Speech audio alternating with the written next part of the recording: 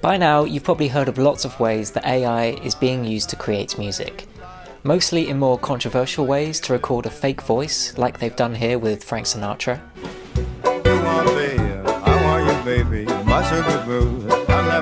And it's certainly impressive how AI is able to do this, but I don't think this is how musicians want to create music, and I don't think it's also how listeners want to listen to music. But it got me thinking, is there a future for AI in music that empowers both musicians and the listener?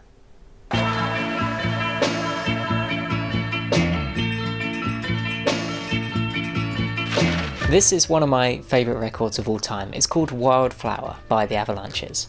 And the interesting thing about this album is that it's made nearly entirely from samples.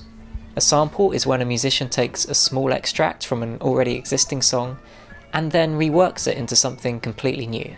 This album was mostly made in the late 2000s and early 2010s, and especially with the way the Avalanches create music, it can be a very long and drawn out process to find and manipulate all these samples. But also, this was part of what made this album so special. I've made a video about one of the songs on this album before, Colours, and when lalal.ai got in touch about their AI music tool, it got me thinking if this would be a way to actually help musicians in their creative process, rather than overpowering musicians. It's a tool that allows you to extract vocals or instruments from a song, which can then be used in any number of ways, one of which is sampling.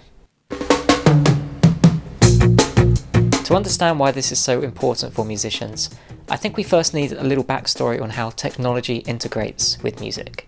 Musicians, even from the very earliest time, have faced challenges when it comes to technology, because technology redefines what music is.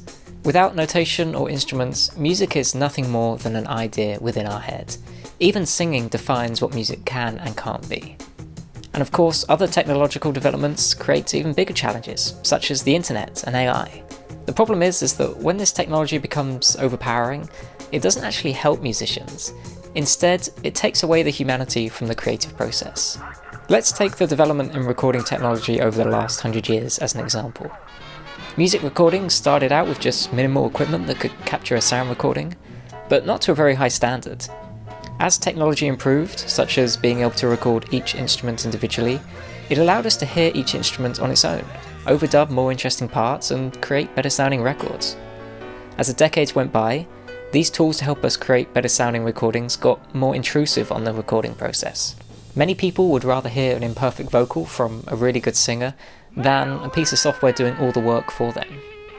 So the question for AI is, how can it help us be more creative? How can it be a tool for musicians rather than just taking over the entire creative process?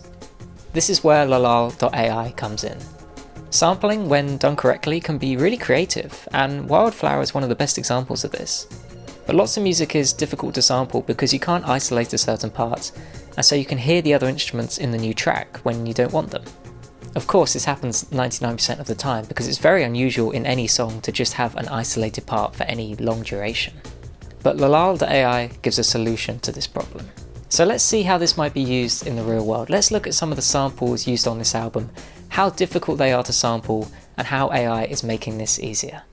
You walk on the subway, it moves around. Let's have a look at the song called Subways. On this track, there's only a few samples used, so it's a good example where we can hear each of the samples.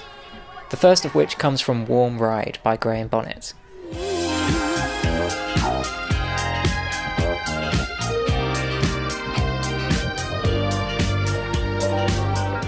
With this sample, there isn't too much to worry about. There's no vocal part in this section, so it gives us a sort of clean canvas to create something new.